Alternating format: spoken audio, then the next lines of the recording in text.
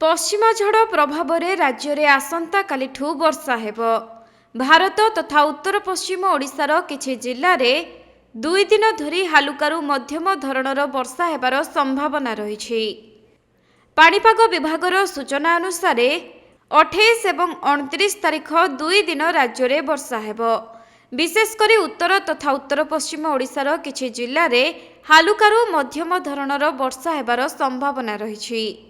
सेपटे 2 दिन तले लघुचाप प्रभाव में राज्य में वर्षा जारी रही, जोथिपाई हेक्टर हेक्टर चाष जमी जलमग्न होइथिला।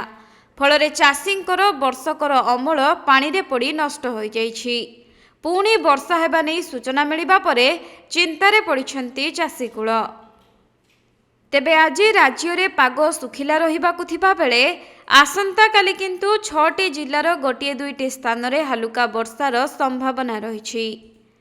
सेहीपरि 29 तारीख बेलू मयूरभंज, केन्दुझर, बालेश्वर, सुंदरगढ़ गोटे 2टी स्थान रे हालुका वर्षा होई पारे। किंतु डिसेम्बर 30, 31 और जनवरी 1 तारीख रे सारा राज्य रे सुखिला रहिबो पाग।